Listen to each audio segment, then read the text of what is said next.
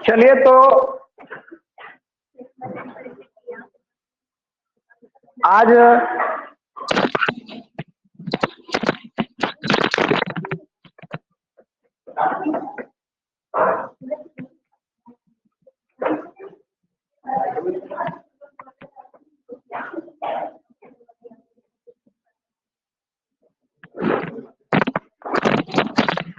शुरू करते हैं और साइंस का एक न्यू चैप्टर। और वो चैप्टर अब साइंस पूरा खत्म कर लेंगे, उसके बाद आगे फिर दूसरा चैप्टर मैथ पकड़ेंगे। चैप्टर का नाम है धातु और अधातु। फिजिक्स पूरा आप लोग का कंप्लीट हो गया है। अब शुरू करेंगे आज से धातु और अधातु, है ना। धातु अधातु पूरा केमिस्ट्री तीन चैप्टर, तीनों पढ़ना है केमिस्ट्री में ना। नहीं पढ़ना, क्या बोले, सिलेबस से हटा दिया, ऐसा बात है। अच्छा, चलिए ठीक है। तो धातु अधातु पहले शुरू करते हैं।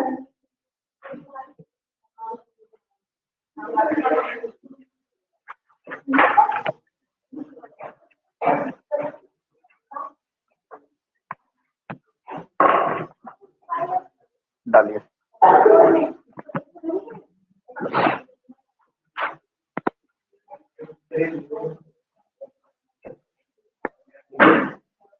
रेड है,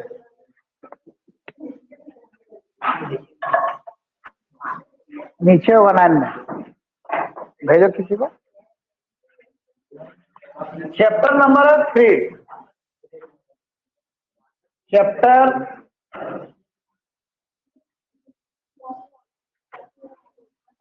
3 है और चैप्टर का नाम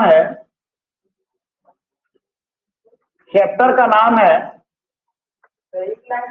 हाँ, धातु और अधातु। चैप्टर का नाम है धातु और अधातु। चैप्टर का नाम है धातु और अधातु।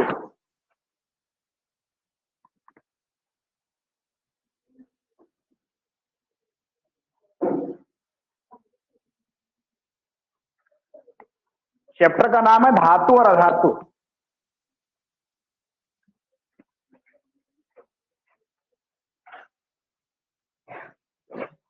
चलिए, आप लोग अभी लिखना नहीं है, कुछ भी नहीं लिखना।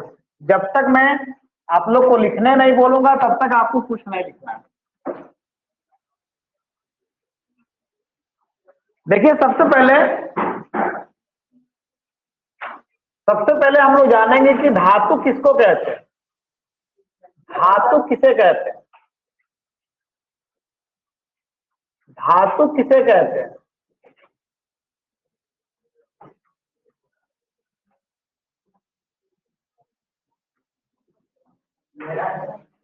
धातु किसे कहते हैं? तो धातु क्या चीज होता है, ये हम लोग जानेंगे।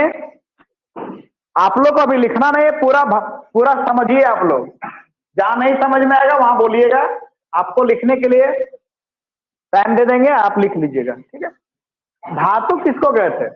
तो आप लोग को पता है कि अभी तक ज्ञात तत्वों की संख्या जो है 118 है। और इन 118 तत्वों को 3 वर्गों में बांटा गया। 118 तत्वों को 3 वर्गों में बांटा गया चाहिए। तो जो तत्व विद्युत के सुचालक थे या जो तत्व विद्युत के सुचालक होते हैं, जिन तत्वों से करंट पास होती है, उन तत्वों को रखा गया धातु की श्रेणी में, और जिन तत्वों से करंट पास ही नहीं होता है उसको रखा गया अधातु की श्रेणी में, अधातु की श्रेणी में।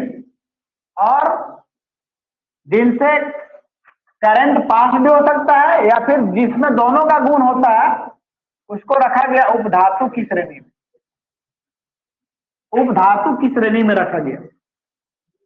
अगर 118 में अगर सबसे ज्यादा मात्रा में कहा जाए तो वो धातु है, सबसे ज्यादा धातु है, उसके बाद अधातु है, उसके बाद उपधातु। तो हम लोग को यही दोनों पढ़ना है, धातु किसको कहते हैं और अधातु किसको कहते हैं, इसका पूरा गुणधर्म पढ़ना है। इसको जमीन से कैसे निकाला जाता है, उसका प्यूरिफाई कैसे किया जाता है, कैसे उसको शुद्ध किया जाता है, ये पूरा हम लोग को जानना है। तो धातु किसको कहते हैं, तो इसका डिफिनेशन है, वैसे तत्व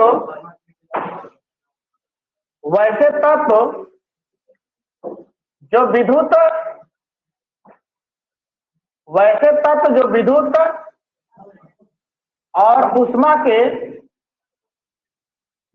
और उष्मा के सुचालक होते हैं, वैसे तत्व जो विद्युत और उष्मा के सुचालक होते हैं उसे धातु कहते हैं। वैसे तत्व जो विद्युत और उष्मा के सुचालक होते हैं उसे धातु कहते हैं। ये हो गया आपका एक डिफिनेशन। वैसे तत्व जो विद्युत और उष्मा के सुचालक होते हैं उन्हें क्या कहते हैं, धातु। यानी जिन तत्वों से विद्युत और उष्मा प्रवाहित होती है, जिन तत्वों से विद्युत और उष्मा गुजर सकती है, उन्हीं तत्वों को धातु के नाम से जाना जाता है। तो ये हो गया धातु का डिफिनेशन। जैसे आप देखते होंगे, जैसे लोहा से करंट तो पास होती है, सोना से भी करंट पास होता है, चांदी से भी करंट पास होता है, एल्युमिनियम से भी करंट पास होता है, आपका तांबा से भी करंट पास होता है, तांबा से भी करंट पास होता है, आपका पारा मरकरी जिसको बोलते हैं, आपका लोहा तो लिखी भी है, सीसा, कुछ अपवादे हैं, सीसा, जिंक, मैग्नीशियम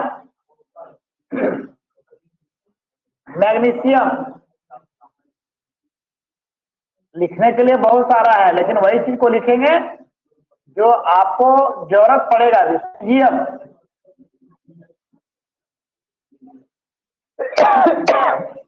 गैलियम,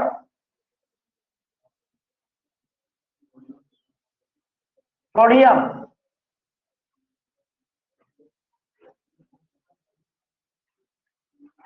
पोटेशियम,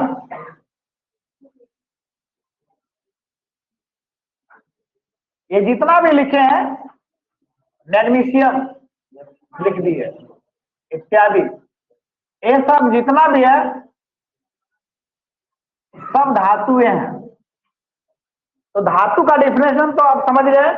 वैसे तत्व जो विद्युत और उष्मा के सुचालक होते हैं उन्हें धातु कहते हैं, और ये जितना भी देख रहे हैं ये सब धातु में, धातु की श्रेणी में आता है।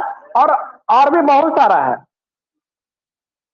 लगभग 60 या 65 धातुएं हैं, वो पीरियोडिक टेबल में पता चलेगा देखने से कि कितना है। सो ये हो गया धातु का डिफिनेशन। अथवा ये डिफिनेशन जो है बच्चों का डिफिनेशन है, लेकिन आप बच्चे नहीं है, आप 10 क्लास के हैं और आप लोग बूढ़े हो चुके हैं, इसलिए बूढ़ा वाला डिफिनेशन तो जानना पड़ेगा। इसका प्रॉपर्टी वाला डिफिनेशन जानिए।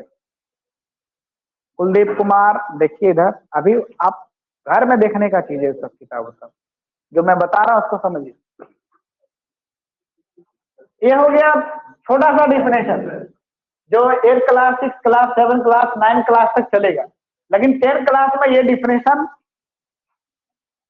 देना ठीक बात नहीं है। तो डिफिनेशन क्या देंगे? देखिए, धातु में गुण होता है, धातु में एक बहुत ही स्पेशल गुण होता है।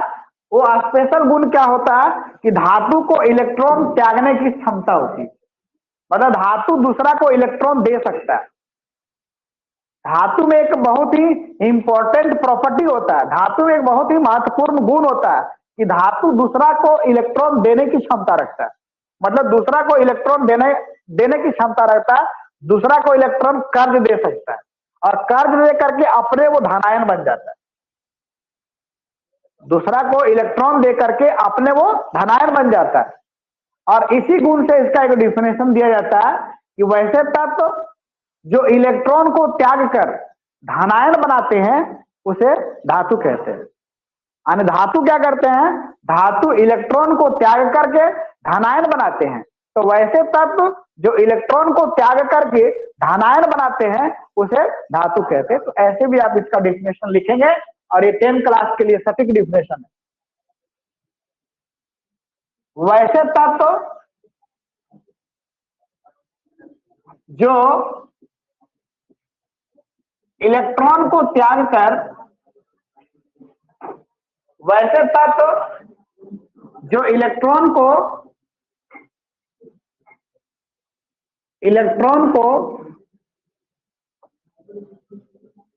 त्याग कर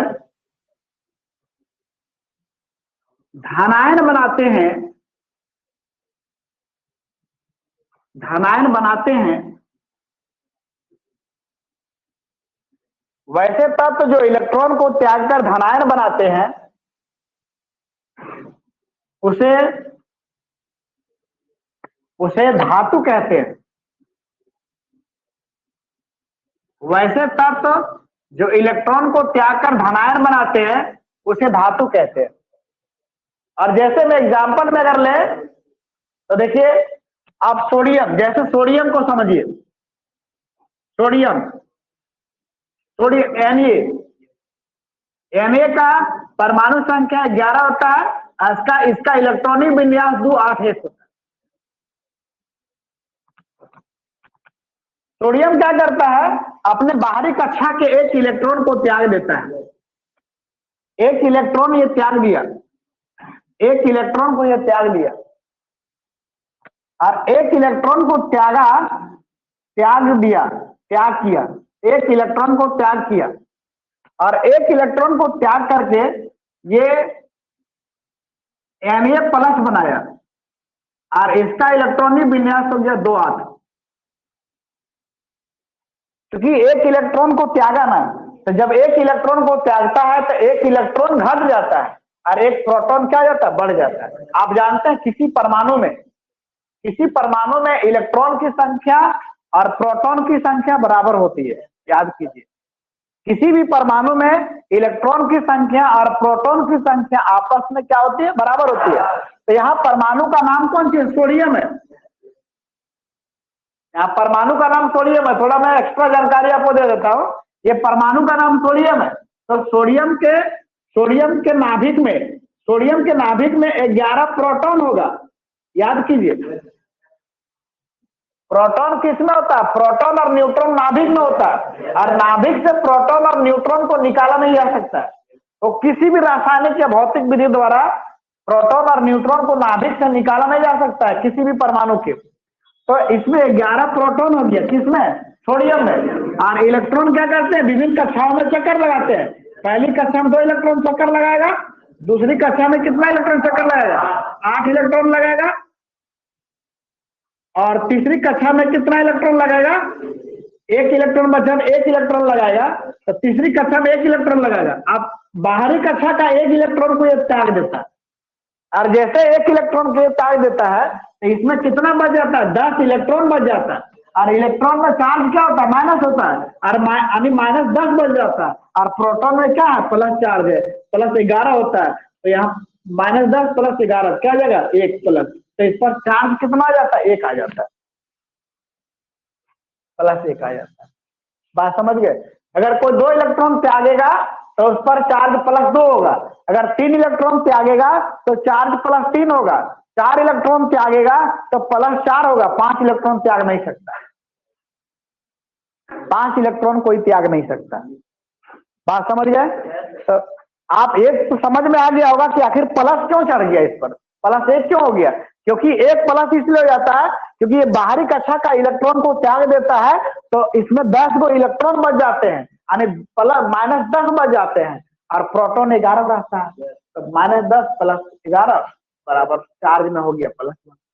अगर 2 इलेक्ट्रॉन को त्यागता तो -2 हो जाता, 3 इलेक्ट्रॉन त्यागता तो -3 हो जाता। यही कंडीशन है, ये ऐसा ही होता भी है। ठीक है, समझ गए इसको। तो धातु किसको कहते हैं ये तो आप लोग समझ गए। वैसे तत्व जो विद्युत और ऊष्मा के सुचालक होते हैं उसे धातु कहते हैं, अथवा ऐसे तत्व जो इलेक्ट्रॉन को त्याग कर धनायन बनाते हैं उसे क्या कहते हैं, धातु कहते हैं। यहां तक तो आप लोग समझ में आ गया होगा। अब इसका कुछ मुख्य पद है धातु से। हाँ, धातु से संबंधित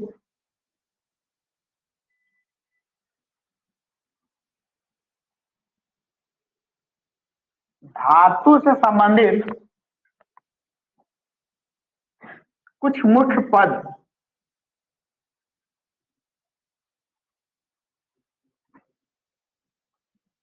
धातु से संबंधित कुछ मुख्य पद।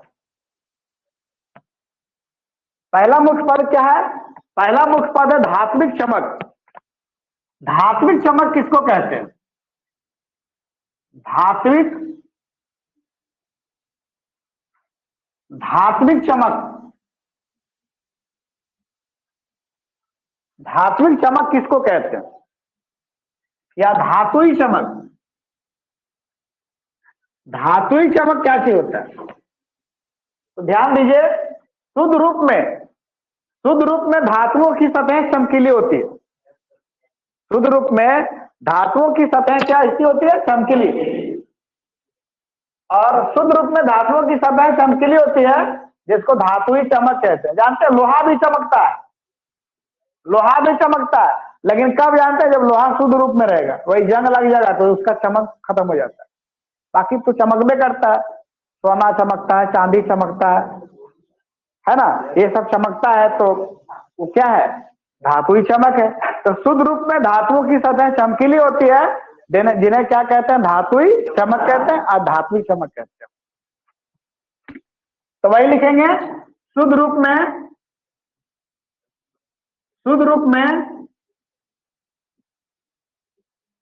धातुओं की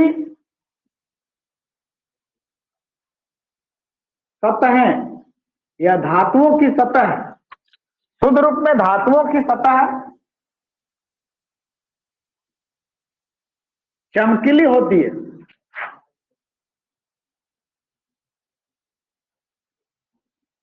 जिन्हें धात्विक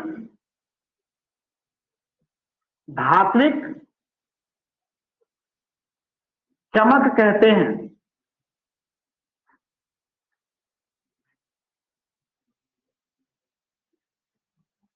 शुद्ध रूप में धातुओं की सतह चमकीली होती है जिन्हें धात्विक चमक कहते हैं। ये तो समझ में आ गया। धात्विक चमक क्या होता है, शुद्ध रूप में धातुओं की सतह चमकीली होती है जिनको धात्विक चमक के नाम से जानते हैं। ये हो गया धात्विक चमक।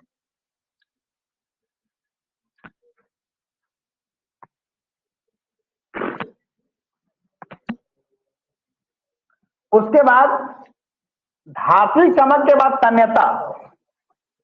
धात्विक चमक के बाद तन्यता समझिए। तन्यता किसको कहते हैं, रेड पेन होगा मेरा डिक्की में, बेग में लेते आइए, रेड मार्कर होगा, इधर जा सकते थे, कोई दिक्कत नहीं। धात्विक चमक के बाद तन्यता।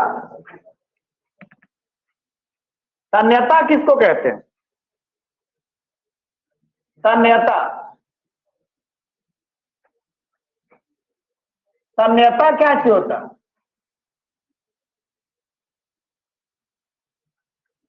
तन्यता किसको कहते हैं? तो तन्यता कहते हैं धातुओं को खींच करके लंबा तार के रूप में बदला जा सकता है, और धातुओं के इसी गुण को क्या कहते हैं? तन्यता। आप ऐसे लिख सकते हैं, धातुओं को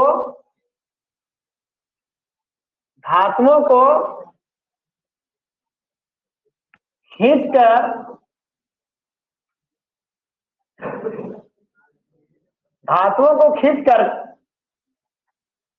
तार बनाया जा सकता है। धातुओं को खींचकर तार बनाया जा सकता है।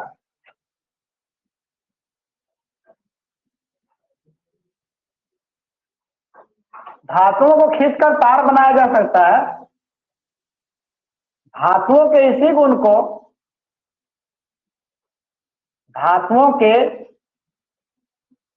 गुण को तन्यता कहते हैं। धातुओं को खींच करके तार के रूप में बदला जा सकता है। धातुओं के इसी गुण को क्या कहते हैं? तन्यता। एक चीज याद रखना, तन्यता में सोना, जिसको गोल्ड कहते हैं, या इसको एजी कहते हैं ना जी, एयू नहीं जी, एयू, सोना, गोल्ड या एयू। अरे इसका संकेत होता है ना। सबसे पहले धातु है।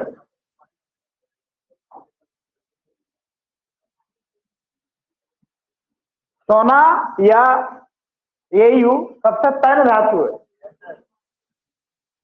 1 ग्राम सोना से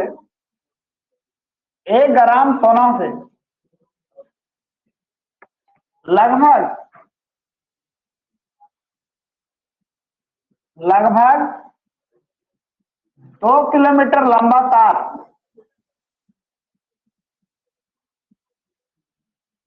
खींचा जा सकता है। 1 ग्राम सोना से लगभग 2 किलोमीटर लंबा तार क्या किया जा सकता है? खींचा जा सकता है। सोच लीजिए, 1 ग्राम सोना से लगभग 2 किलोमीटर लंबा तार खींच सकते हैं। मतलब 1 ग्राम सोना रहेगा तो यहां से माखमर को इतना लंबा तार खींच सकते हैं। 2 किलोमीटर कम, माखमर को 2 किलोमीटर नहीं होगा, है ना, उससे ज्यादा लंबा तार खींच सकते हैं।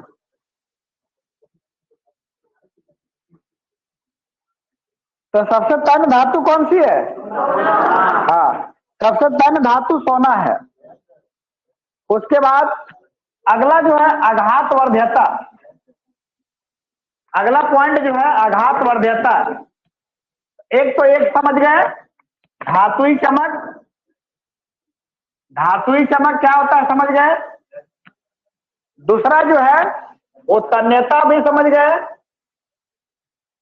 और तीसरा जो है, देखिए ये सारा जो है ना, ये सारा धातु से संबंधित कुछ मुख्य बातें हैं। आघात वर्ध्यता। आघात वर्ध्यता क्या होता है? आघात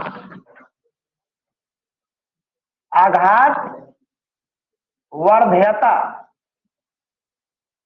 आघात वर्ध्यता किसको कहते हैं? आघात वर्ध्यता,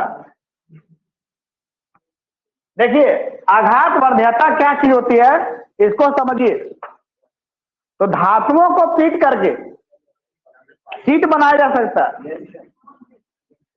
हाँ, धातुओं को पीट करके शीट बनाया जा सकता है। धातुओं को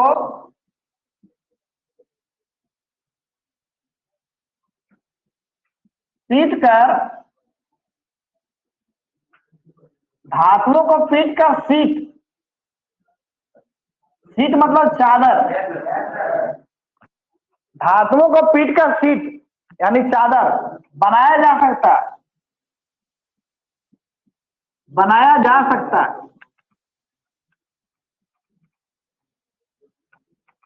इसी गुण को इसी गुण को क्या बोलते हैं? आघात वर्ध्यता। इसी गुण को आघात वर्ध्यता कहते हैं। इसी गुण को आघात वर्ध्यता कहते हैं। सोना और चांदी जो है, सोना AU और चांदी AG, सोना और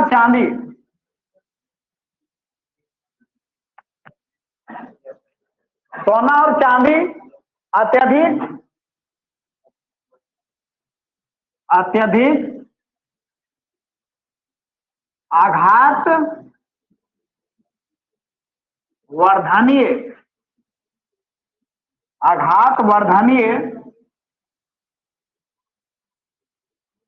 आघात वर्धनीय धातु में है। सोना और चांदी अत्यधिक आघात वर्धनीय धातु में। सोना और चांदी जो है वो सोना और चांदी का बहुत ही पतला शीट बनाया जा सकता है, बहुत ही पतला शीट बनाया जा सकता है। आप देखते हैं 1 ग्राम सोना से या 10 ग्राम सोना से एक वो चेन बना देता है। अब 10 ग्राम लोहा से चेन बनाइए तो टूट जाएगा, उतना पतला लोहा को कीजिएगा टूट जाएगा। 1 ग्राम से ताबीज बना देता है, इतना बड़ा सा सोना से। अब 1 ग्राम लोहा से बना दीजिए तो ढेर ज्यादा लोहा को पीटिएगा तो लोहा फट जाएगा, चूर जैसा लगेगा, इधर उधर फट गया लोहा। लेकिन आप चांदी को, सोना को बहुत ज्यादा पतला पन्नी बना दीजिएगा, बन जाएगा।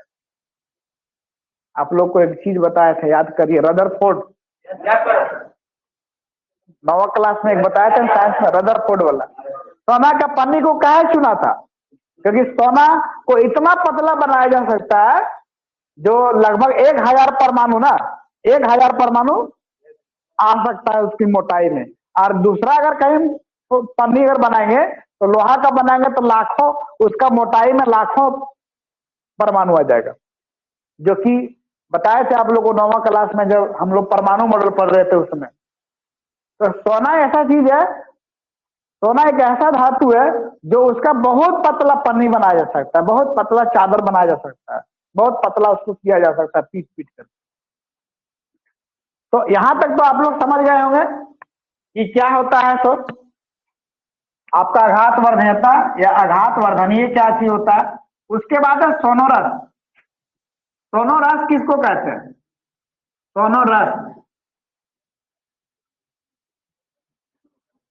सोनोरस क्या चीज होता है? तो देखिए, सोनोरस किसको कहते हैं? धातु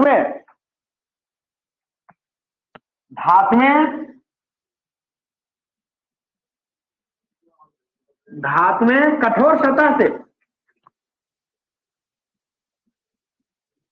धातु में कठोर सतह से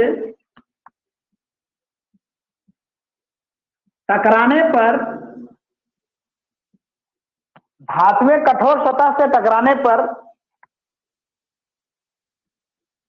आवाज उत्पन्न करती है।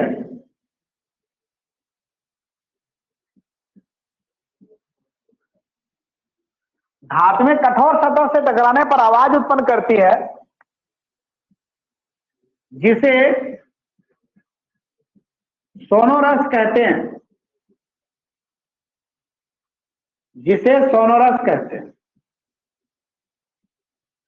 धातु में कठोर सतह से टकराने पर आवाज उत्पन्न करती है, जिसे क्या कहते हैं? सोनोरस कहते हैं। इसे ध्वनिक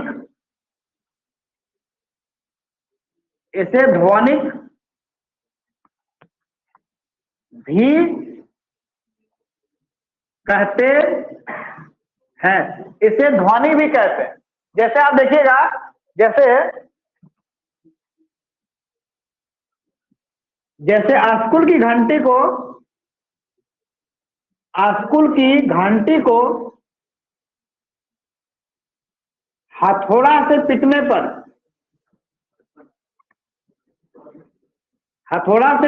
पर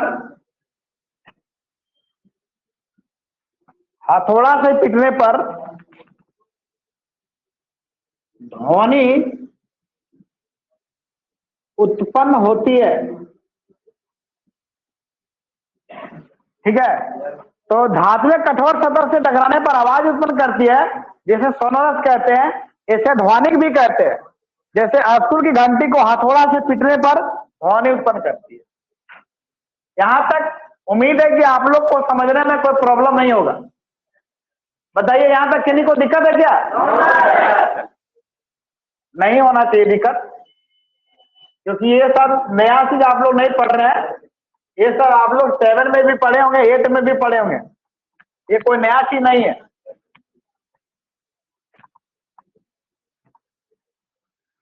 है ना? ये कोई नया चीज आपका नहीं है। उसके बाद है धातुओं का भौतिक गुणधर्म लिखे। अगला क्वेश्चन है धातुओं का भौतिक गुणधर्म लिखें। धातुओं का भौतिक गुणधर्म लिखें। तो धातुओं का भौतिक गुणधर्म है ना, इसके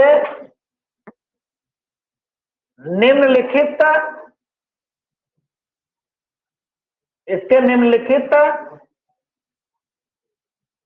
भौतिक गुणधर्म है। इसके निम्नलिखित भौतिक गुणधर्म है।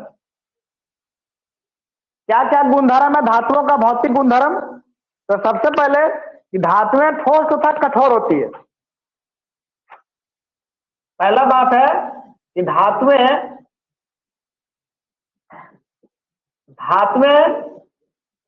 ठोस तथा कठोर होती है। धातुएं ठोस तथा कठोर होती है। धातुएं जो है ठोस भी होती है और कठोर भी होती है। ये इसका पहला यानी भौतिक गुणधर्म हो गया कि धातुएं ठोस तथा कठोर होती है। अब इसको समझिए। लेकिन जितना भी पॉइंट इसमें है, लगभग सारा पॉइंट का एक अपवाद है, ठीक है। इसमें क्या अपवाद है? इसमें अपवाद क्या है, इसको मैं यहां पर लिखता हूं नोट का फर्स्ट पॉइंट में। कहता कि धातुएं ठोस तथा कठोर होती है, लेकिन पारा एक ऐसा धातु है जो कमरे के ताप पर द्रव होती है। लेकिन इसका अपवाद है पारा या मरकरी भी इसको बोलते हैं, या इसको Hg कहते हैं। मरकरी मतलब Hg, इसका संकेत होता है Hg।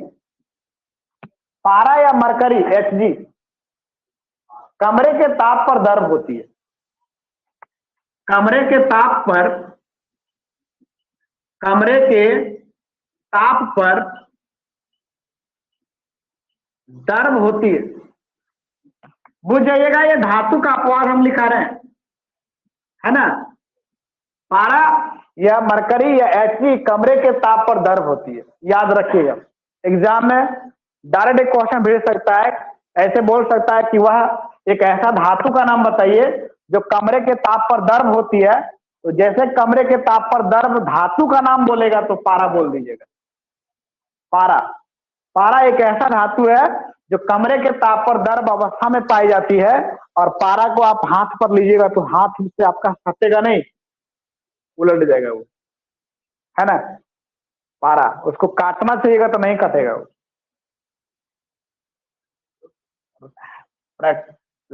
लेबोरेटरी में रहता दिखा देते पारा किसको बोलते हैं। चलिए दूसरा पॉइंट को समझिए। दूसरा पॉइंट क्या है? इसी का दूसरा पॉइंट, एक तो समझ गए पारा या मरकरी कमरे के ताप पर द्रव होती है। आप सोडियम का नाम सुने होंगे, सोडियम।